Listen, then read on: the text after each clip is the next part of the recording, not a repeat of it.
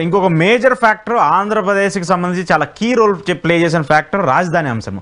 అమరావతి అనేటువంటి రాజధాని కాన్సెప్ట్ ఎన్నికల గెలుపు వరకు డ్రైవ్ చేసుకుంటూ వచ్చింది కూటమి ప్రభుత్వానికి. మరి ఇప్పుడు ఈ 16-17 నెలల్లో స్టాండర్డ్గా గవర్నమెంట్ తీసుకుంటున్నటువంటి డిసిషన్స్ని చాలామంది అపోజ్ చేస్తున్నారు, చాలామంది సపోర్ట్ చేస్తూ ఉన్నారు. కానీ మీ సర్వే ప్రకారం రాజధానికి సంబంధించి అన్నన్ని కోట్ల రూపాయలను అక్కడ ఖర్చు పెట్టడం కావచ్చు, మిగతా ప్రాంతాలకు సంబంధించి కొంత నెగిటివ్ ఫీడ్బ్యాక్ రావడం కావచ్చు, ఇవన్నీ కూడా వస్తున్నాయని చెప్పేసి చెప్తున్నారు. సో యాజ్ పర్ యూ మీకు ఎలా అనిపిస్తుంది ప్రజల్లోకి వెళ్తున్నప్పుడు రాజధాని అనేటువంటి ఒక అంశం మీద చంద్రబాబు నాయుడు గారు కావచ్చు, కూటమి ప్రభుత్వం తీసుకున్నటువంటి నిర్ణయాలను యాక్సెప్ట్ చేస్తున్నారా ప్రజలు? అదే రాజధాని కాన్సెప్ట్ ఎలా ఉంది అంటే రాజధాని కాన్సెప్ట్ అనేది ఫ్లక్చువేట్ అవుతుంది. ఇట్లా ఒక గ్రాఫ్ లాగా పైకి కిందకి ఫ్లక్చువేట్ అవుతుంది. మేము లాస్ట్ 1 ఇయర్ నుంచి రాజధాని అనేది కంటిన్యూస్ క్వశ్చన్, మాకు రాజధాని అనేది కంటిన్యూస్ సర్వే.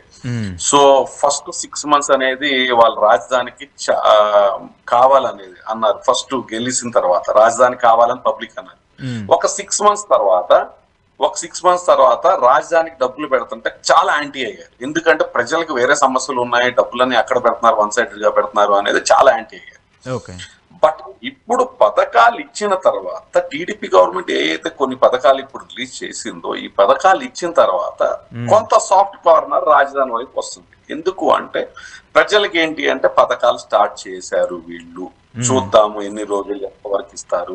కాబట్టి ఏంటి అంటే ఒక వెయిట్ మోడ్ లో ఉన్నారు. కాబట్టి దాన్ని కూడా వెయిట్ స్టేటస్ లో పెట్టారు ఇప్పుడు కొంతమంది. ఇదివరకు రాజధానికి ఒక 70-75% యాంటీ ఉంటే ఇదివరకు రాజధానికి, ఇప్పుడు ఏంటి అంటే అది గ్రాఫ్ తగ్గి మీకు ఒక 60% 50% యాంటీగా ఉన్నారు ఇప్పుడు రాజధానికి. ఏంటి అంటే టీడీపీ వైపు టీడీపీ పథకాలు ఇవ్వటం వల్ల ఏంటి అంటే ఓకే రాజధాని ఇప్పుడు వాళ్ళు అనేది ఏంటి అంటే రాజధాని అది అయిన తర్వాత చూస్తాం.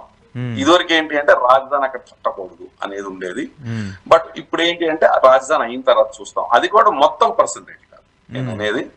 సో మీకు రాజధానికి అక్కడ కట్టకూడదు అనేది ఏంటి అంటే ప్యూర్ గా వైసీపీకి సపోర్ట్ చేసేవాళ్ళు, వైసీపీ పార్టీకి సపోర్ట్ చేసేవాళ్ళు ఇప్పుడు ఓన్ చేసేస్తున్నారు. ఇప్పుడు డివైడ్ అయిపోయారు. లాస్ట్ 6 months కి ఇప్పుడు పోలిస్తే డివైడ్ అయిపోయారు. సో వైసీపీ ఏదైతే పథకాలు ఎవరికైతే సరిగా రాలేదో, ఎవరైతే గవర్నమెంట్ మీద కొద్ది లెవెల్లో యాంటీ ఉన్నారో వాళ్ళు ఏంటి అంటే రాజధాని అక్కడ కట్టకూడదు అంటున్నారు. న్యూట్రల్ గా ఉన్న వాళ్ళు ఏమంటున్నారంటే రాజధాని వెయిట్ చేస్తాం అనేది అంటున్నారు.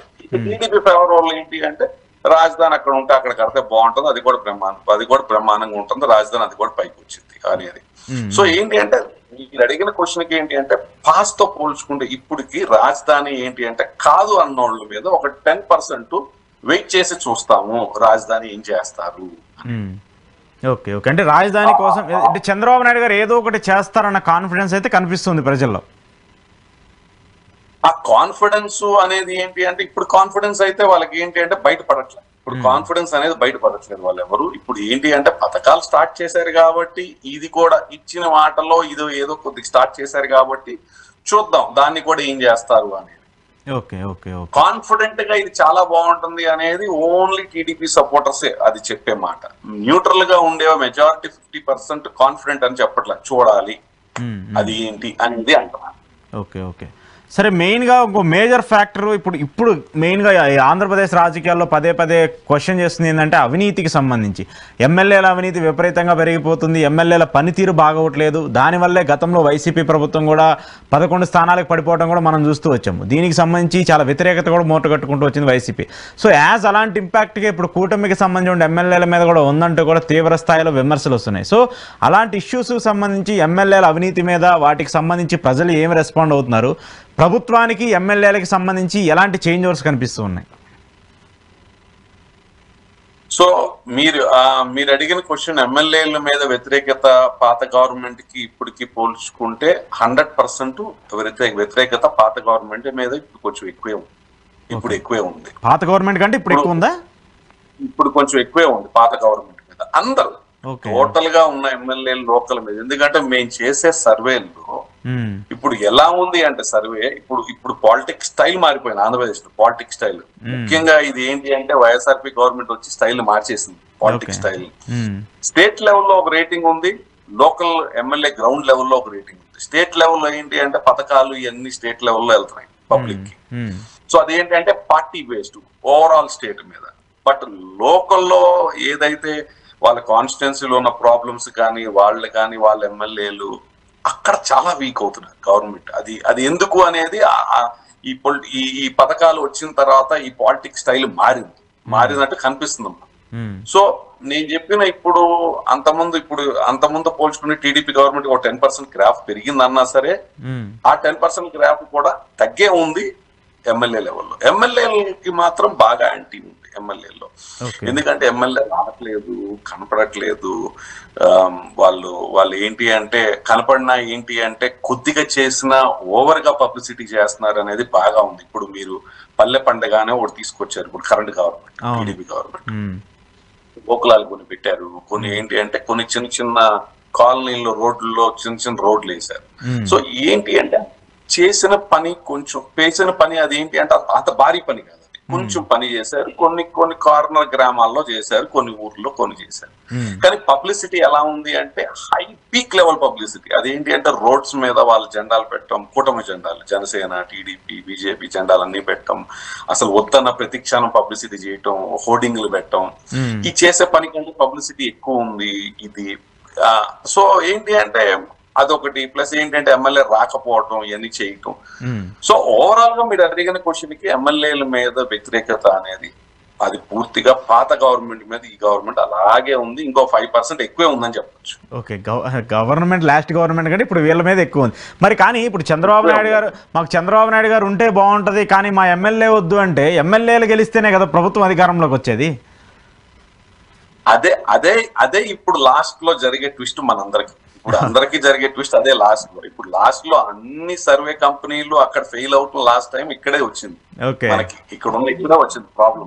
సో పల్స్ పట్టుకోలేకపోవటం కూడా ఇక్కడే వచ్చింది లాస్ట్ సర్వే కంపెనీ. సో విషయం ఏంటి అంటే మొదటి నుంచి గ్రౌండ్ లో ఉన్నోళ్ళు, ఫస్ట్ నుంచి గ్రౌండ్ లో ఉన్నోళ్ళు, ఆల్రెడీ టచ్ లో ఉన్నోళ్ళు 3-4 ఏళ్ళు ఆల్రెడీ ప్రాపర్ గా డీటెయిల్ గా డిఫరెంట్ లేయర్స్ లో చేసేవాళ్ళు తప్పితే నార్మల్ సర్వే, నార్మల్ సెఫాలజిస్టులు చాలా కష్టం ఈ పల్స్ పట్టుకోవడం. సో ఎండ్ లో మనకి ఇప్పుడు అది తేలిదు ఎండ్ లో ఏంటి అనేది. మీరు అన్నట్టు మెజారిటీ ఎమ్మెల్యేకి ఉంటుంది, 50-60% ఎమ్మెల్యే చేయకపోతే పార్టీకి వెళ్ళడం కష్టం. సో ఆ దెబ్బ అనేది మనకి ఫ్యూచర్ లో ఏ పార్టీకైనా ఉంటుంది. ఐ థింక్ ఈ కరెంట్ పార్టీకి అది బాగా కనిపిస్తుంది అని నా ఉద్దేశం. ఎందుకంటే ఏ MLA side hard core TDP ఉన్న కాన్స్టిట్యున్సీస్ కూడా ఎమ్మెల్యేస్ మీద అక్కడ బ్యాడ్ ఉంది. సో మాకు ఎమ్మెల్యేస్ మీద బ్యాడ్ ఉంది. సో మేము సర్వే మేము ఏంటంటే అనాలిసిస్ చేస్తున్నాం దాన్ని ఏంటి అని. ఓకే, రీజన్స్ ఏంటనేది మీరు కూడా రియలైజ్ చేస్తున్నారు మొత్తం. రీజన్స్ ఇదేనండి, reasons straight reasons public straight గా చెప్పేస్తున్నారు. ఏంటి అంటే మాకు ఎమ్మెల్యే రావట్లేదు, మా దగ్గరికి రావట్లేదు, మమ్మల్ని కలవట్లేదు, మా ఇష్యూస్ పట్టించుకోవట్లేదు, రెగ్యులర్ అటెండెన్స్ లేదు. ఇంకోటి ఏంటి అంటే చాలా సమస్యలు ఉన్నాయి మాకు, కాలాల సమస్యలు ఉన్నాయి, నీళ్ల సమస్యలు ఉన్నాయి, రేట్ల సమస్యలు ఉన్నాయి, నిత్యావసరాలు చాలా హైగా పెరిగినాయి. ఇంకోటి ఏంటి అంటే మాకు వ్యవసాయ పరంగా చాలా సమస్యలు ఉన్నాయి. పెస్టిసైడ్లు, ఇంకా కొన్ని రైతు భరోసా కేంద్రాలు రైతు సేవా కేంద్రాల కింద మార్చారు వీళ్ళు. రైతు సేవా కేంద్రాల్లో సరైన పిండ్లు మాకు ఇమ్మీడియట్ గా పెట్టట్లేదు. ఇంకా కాకుండా ఇంకా ఏంటి అంటే వ్యవసాయ పరంగా వాళ్ళు ఇంకా సిటీస్ లో ఏంటి అంటే డిఫరెంట్ పరంగా మా కాలనీల్లో వాటర్ ఇంకా మిగతాయి. సో ఎమ్మెల్యేల మీద ఏంటి అంటే టోటల్ గా నెగిటివిటీ అనేది కనిపిస్తుంది. అది ట్రూ. ఓకే, ఈ అవినీతికి సంబంధించి ఏమన్నా మేజర్ ఫ్యాక్టర్ కనిపిస్తుందా? దాని మీద ఎమ్మెల్యేలు ఎక్కువ అవినీతి చేస్తున్నారంటూ కూడా పెద్ద ఎత్తున ప్రచారం జరుగుతుంది. సో అలాంటిది ఏమన్నా జనాలకి అది అవసరం లేదనుకోండి, వాళ్ళు ఏదన్నా డెవలప్మెంట్ యాక్టివిటీ చేయగానే దాన్ని మర్చిపోతూ ఉంటారు. సో అలాంటి దాని గురించి ఏమన్నా కనిపిస్తుందా? ప్రస్తుతానికి అవినీతి మీద ఎమ్మెల్యేలు అవినీతి చేస్తున్నారు, ఎమ్మెల్యేలు ఇట్లా చేస్తున్నారు అనేది ప్రస్తుతానికి జనాల్లోకి అంతగా ఏంటి అంటే వాళ్ళకంత నాలెడ్జ్ లేదు ప్రస్తుతానికి. మేము చూసిన దాంట్లో, మేము చేసిన చాలా రిపోర్ట్స్ లో ఆ టాపిక్ తీసుకురాలేదు పబ్లిక్. మీరు చేస్తున్నారు అనుకుంటున్నారా అంటే ఆ టాపిక్ తీసుకురావట్లేదు. ఎందుకంటే ఫస్ట్ ఇయరే కాబట్టి ఐ థింక్. బట్ టోటల్ గా ఓవరాల్ గా ఏంటి అంటే ఎమ్మెల్యేలు వాళ్ళ పని వాళ్ళు చూసుకుంటున్నారు, ఎమ్మెల్యేలకి ఏంటి అంటే పట్టించుకోవట్లేదు, వాళ్ళ పని వాళ్ళు చూసుకుంటున్నారు, వాళ్ళ సంపాదనలోనే వాళ్ళు ఉంటున్నారు అనే బాగా టాక్ అయితే ఉంది. కానీ వాళ్ళు ఏంటంటే కాన్ఫిడెంట్ గా ఇది చేస్తున్నారు అనే స్కోప్ లో ప్రస్తుతానికి ఇంకా రాలేదు పబ్లిక్. ఐ థింక్ అది ఇంకా పబ్లిక్ లోకి రావడానికి ఇంకా 1.5 year టైం పట్టిద్దని అనుకుంటున్నాను.